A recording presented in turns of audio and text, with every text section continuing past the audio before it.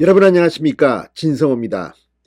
대장동 특혜 의혹의 최대 핵심 인물인 김만배 씨, 화천대유 대주주인 김만배 씨가 엊그제 이 자해 소동을 벌였습니다.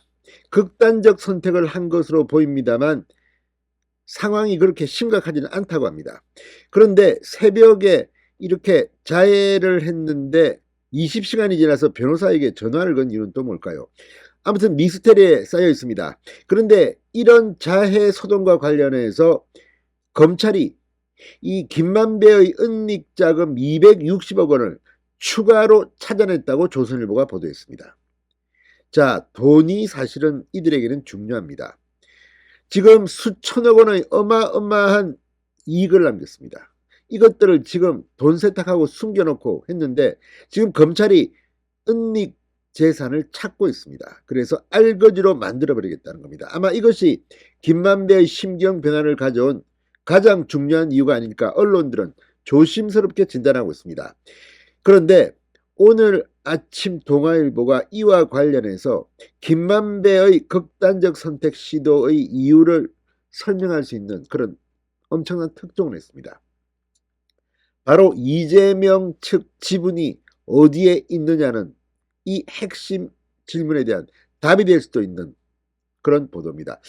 자, 동아일보의 보도에 따르면 이재명 측 지분은 이게 이재명 개인의 것일 수도 있고 또 이재명과 함께 밑에서 일했던 오른팔 왼팔 뭐 정진상, 김용, 유동규일 수도 있습니다. 그런데 이 이재명 측 지분 700억을 주기로 했다.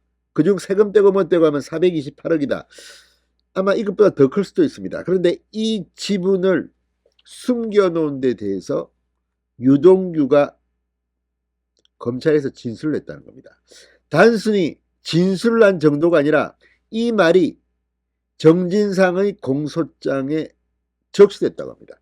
자, 동아일보가 정진상 전 민주당 당대표 정무조정실장의 공소장을 입수했습니다. 그런데 그 안에는 김만배가 했다는 발언이 나와 있습니다. 어마무시합니다. 내 지분을 늘려서 그 안에 이재명 시장 측 지분을 숨겨뒀다. 지분에 상응하는 금액이 확정되면 그만큼 주겠다. 자, 그러니까 김만배의 발언이라고 유동규가 검찰에 진술한 내용입니다. 그러니까 김만배는 내 지분을 늘려서 그 안에 이재명 시장 측 지분을 숨겨놨다는 겁니다. 그리고 지분에 상하는 금액이 확정되면 그만큼 주겠다. 자, 이 이익이 단순히 뭐 10억, 100억이 아닙니다. 수천억입니다. 이 중에서 김만배 지분은 가장 클 겁니다. 화천대유 대주주입니다. 그런데 김만배가 자기 지분을 늘려서 그러니까 이 김만배의 이 수익이 1,000억이라고 하면 2,000억이라고 늘려놓고 그 중에 일부를 이재명 측 지분을 숨겨놨다는 취지로 해석됩니다. 자, 이 발언 유동규가 2015년 대장동 개발 민간사업자로 내정된 화천대유 대주주 김만배로부터 이 같은 얘기를 들었다고 검찰에 진술했다고 합니다. 이 내용은 정진상의 공소장에 검찰이 썼다고 합니다.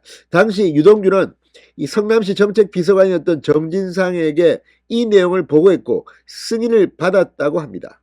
정진상의 공소장에 쓰인 이 내용과 함께 이재명의 이름이 이 공소장에 81차례 적시됐다고 합니다.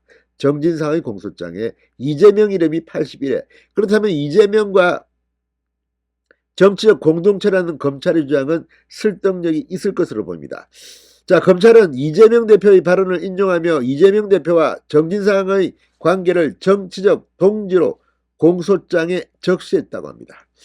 자, 이 동아일보가 입수했다는 이 정진상의 공소장은 상당히 충격적입니다. 2015년 2월부터 2021년 2월까지 대장동 사업 배당 이익을 김만배의 차명 지분으로 제공받는 안을 최소 4차례에 걸쳐 보고받고 승인한 것으로 나타났습니다.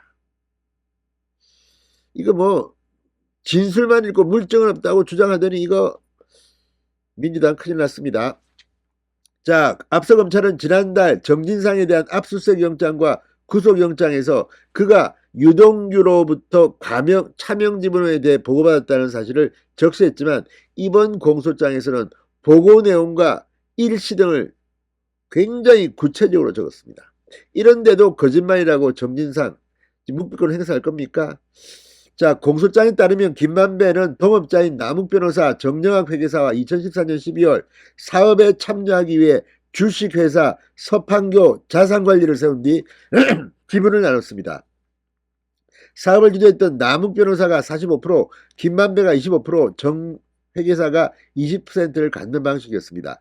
그런데 김만배는 2015년 2월 화천대유를 설립하면서 지분 비율을 바꿔야 한다고 주장했다고 합니다. 남욱 변호사가 변호사법 위반 혐의로 수사를 받으면서 김만배가 사업을 주도하게 됐기 때문입니다. 김만배는 남욱에게 내 지분 49%, 남 변호사 25%, 정 회계사 16%로 나눠야 한다면서 내 지분 절반 이상은 이재명 시장 측 지분이다 이렇게 말한 것으로 알려져 있습니다. 이어 4개월 뒤 김만배는 동업자들과 모인 자리에서 김만배 49, 남욱 25, 정영학 16 이렇게 지분 비율을 확정했다고 합니다. 자, 이 말이 만약 김만배가 이렇게 말했다는 유동규 진술이 맞다면 이 49%의 김만배 지분에는 이재명 측 지분이 숨겨져 있다는 의미가 됩니다. 이걸 검찰이 밝혀야 되고 이미 검찰은 공소장에서 이렇게 적시하고 있습니다.